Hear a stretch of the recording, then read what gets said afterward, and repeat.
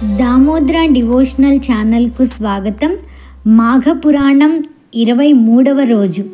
నారదుని దౌత్యము, దేవతల దైన్యము. నిన్న క్షీరసాగర మథనం జరిగిన తరువాత పారిజాత వృక్షము, తులసి వృక్షము ఆ అమృత బిందువులు 2 పడటం వల్ల ఉద్భవించాయి అని ఇంద్రుడు పారిజాత పుష్పములకై యక్షుణ్ణి పంపించడం, యక్షుడు నిర్మాల్యాన్ని తొక్కడం వలన అతని శక్తులన్నీ కోల్పోయి అక్కడే ఉండటం జరిగింది. అక్కడ దాకా చూసుకున్నాం కదా. ఇప్పుడు ఈరోజు దాని కొనసాగింపుగా చూద్దాం.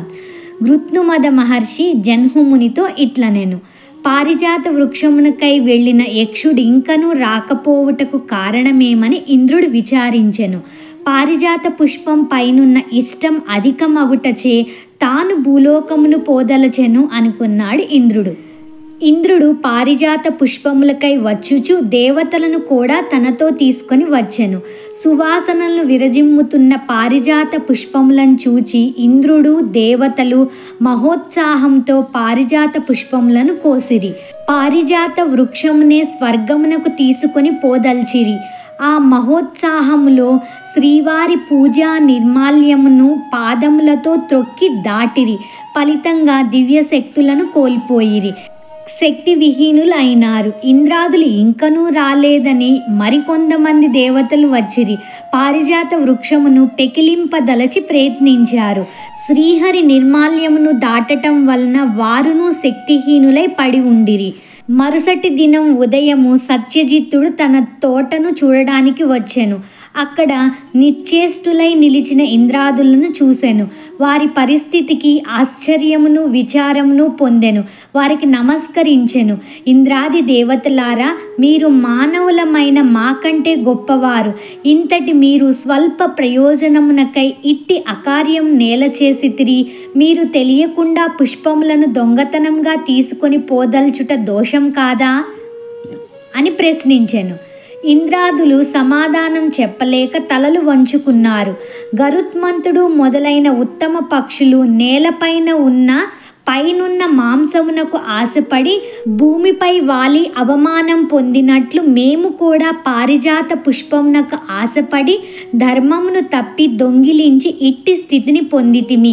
ఇకపై మా పరిస్థితి ఏమిటో ఎట్టిదో చెప్పమని అడిగారు.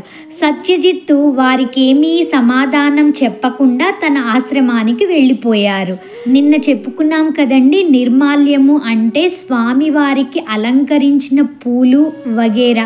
అవి ఏవి మనం తొక్కకూడదు, వాటిని పక్కకి పెట్టి ఉంచుతారు. అవి భూమిలో కలిసిపోవడమో ఎరువులాగా మారడమో రాకపోతే ఇంకేదో వాటితో.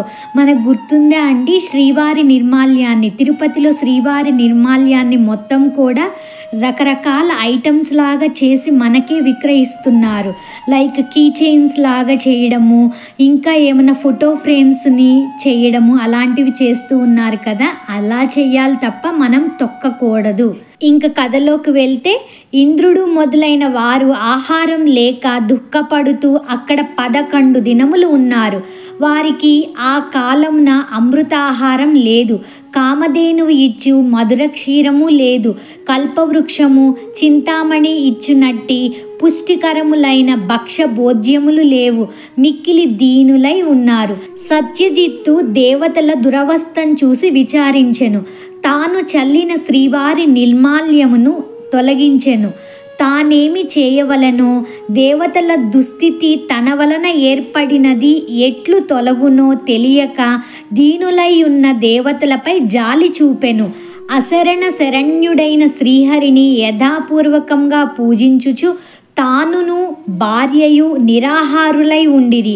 ఈ విధంగా సత్యజిత్తు కూడా 11 దినములు నిరాహారుడై శ్రీహరి పూజను మానక శ్రీమన్నారాయణ్ణి తలుచుచూ ఉండెను. త్రిలోక సంచారియగు నారదుడు ఆకాశమున తిరుగుతూ దేవతల దురవస్థను గమనించెను. వారికి ఎట్టి సహాయము చేసినా వారి దురవస్థ పోవునో అతనికి తెలియలేదు. నేరుగా శ్రీహరిని చేరబోయెను. నారదుడును శ్రీహరికి నమస్కరించి ఇట్లు స్తుతించెను. ఎన్నో మాటలతో నారదుడు స్తుతించడం విని సర్వజ్ఞుడైన శ్రీహరి ఏమీ ఎరుగని వాని వలె, నారద స్వాగతము, ఇప్పుడెందుకీ స్తుతి? నీకేమి కావలెనో చెప్పుము. ఏమి చేసినా నీకు సుఖము అగునో అది ఎట్టిదైనను దేవాదులు సాధింపజాలనిదైనను నీకు సమకూర్చెదను చెప్పమని అడిగెను. దానికి నారదుడు తలవంచి, ఇంద్రాదులు చెడు పనిని చేసి ఆపద పాలైరి. భూమియందు పారిజాతమనే వృక్షం ఒకటి కలదు. దాని పుష్పముల సౌందర్య సువాసనలకు విస్మితులై ఆ పారిజాత పుష్పములను ఇష్టపడిరి. ఆ పుష్పములను ప్రతిదినం దొంగిలించుచూ ఉన్నారు. ఆ పుష్పములకై మిక్కిలి ఇష్టపడిన రంభ మొదలగు అప్సర స్త్రీల కోరికను తీర్చుటకై ఇంద్రుడు దేవతలతో పాటు వెళ్ళి ఆ పారిజాత వృక్షం వద్ద అగ్ని సమీపమున రెక్కలు కాలిపడిన మిడత వలె దేవతాగణములతో పడి ఉన్నాడు. అమృతాహారులైన ఇంద్రాది దేవతలు 11 దినముల నుండి నిరాహారులై దీనులై పడి ఉన్నారు. భగవాన్ శ్రీమన్నారాయణమూర్తి, నీవిప్పుడు వారిని దయవుంచి రక్షింపవలెనని నారదుడు కోరెను. నారదుని మాటలను విని శ్రీహరి, నారద, అమృత కలశం నుండి తొణికి పడిన 2 బిందువుల అమృతమే పారిజాత వృక్షంగాను తులసి మొక్కగాను అయినది. అంటే ఆ 2 అమృతం నుంచి పుట్టినవి. 2 మిక్కిలి పవిత్రములు. సత్యజిత్తు అనువాడు ఆ మొక్కలను సంరక్షించెను. తుదకు అది ఒక మనోహరమైన పుష్పవాటిక అయ్యెను. సత్యజిత్తు ఆ పుష్పములను తులసీ దళములను అమ్మి ఆ ధనముతో దరిద్రులను ఆర్తులను పోషించి తరువాత కుటుంబమును పోషించుకొనుచు ఉన్నాడు. నన్ను పూజించుచుండెను. ఇట్టి ఉత్తమునికి దీనులకును జీవనాధారమగు పుష్ప సంపదను త్రిలోకాధిపతియగు ఇంద్రుడు నిత్యము తన సుఖమునకై అపహరించెను. చివరికి ఆ దీనుడగు సత్యజిత్తు నన్నర్పించిన అంటే మహావిష్ణువుకి అర్పించిన నిర్మాల్యములను పుష్పవాటికలో జల్లగా భోగలాలసుడగు ఇంద్రుడు నా నిర్మాల్యమును కూడా దాటెను, త్రొక్కెను. ఇన్ని దోషములచే త్రిలోకాధిపతియగు ఇంద్రుడు వారి అనుచరులు శక్తిహీనులై తోటలో పడి ఉన్నారు. నన్ను పూజించిన నిర్మాల్యమును తెలిసి కాని తెలియక కాని దాటినా త్రొక్కినా ఎంతటి వాడు అయినను అంతటి శక్తిని కోల్పోయి దీనుడు కాక తప్పదు. అర్థమైంది కదండి. అందుకని ఎవరైనా పొరపాటున ఎప్పుడైనా అలాంటి నిర్మాల్యాలని పడేయడము తొక్కడం చేస్తూ ఉన్నట్లయితే ఇప్పటి నుంచి ఆ అలవాటుని మార్చుకుందాం. ఉత్తముడైన ఆ సత్యజిత్తు ఇంద్రాదుల దైన్యమునకు బాధపడుచు ఏమీ చేయవలెనో తోచక తానును భార్యతో పాటు నిరాహారుడై నన్నర్పించుచు నన్ను స్మరించుచున్నాడు. మాఘ శుక్ల పాడ్యం మొదలు నేటి వరకు 11 దినములు దేవతలు అమృతపానం లేక నిరాహారులైరి. సత్యజిత్తును వారిని చూచి భార్యతో పాటు నిరాహారుడై ఉండెను. దేవతల పుష్టికై నన్ను ప్రతిదినము అర్చించుచూనే ఉన్నాడు. నేడు 11వ దినం అనగా ఏకాదశి తిథి. సత్యజిత్తు నేడు కూడా ఉపవాసం ఉండి నా అష్టాక్షరి మంత్రమును జపించుచు జాగరణ మొనర్చినచో నేను ప్రసన్నుడనై అతడేది కోరినను వెంటనే ఇచ్చెదను.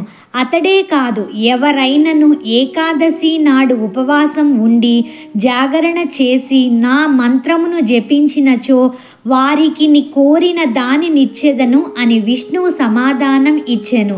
నారదుడును ఏమీయూ మాటలు ఆడలేక తన దారిన పోయెను అని గృత్ను మద మహర్షి జన్హుమునికి చెప్పెను. దీని కొనసాగింపు రేపటి అధ్యాయంలో చూద్దాం. రేపు సత్యజిత్తు అతని భార్యతో కూడి ఏకాదశి నాడు ఉపవాసం ఉండి శ్రీహరిని పూజించి దానికి ప్రతిఫలంగా ఏమి ఆశించారు? ఇంద్రాదులకి ఇంతకీ విముక్తి కలిగిందా? అసలు తులసి యొక్క విశేషం ఏంటి? ఈ విశేషాలన్నీ రేపు చూద్దాం. సర్వం శ్రీకృష్ణార్పణమస్తు.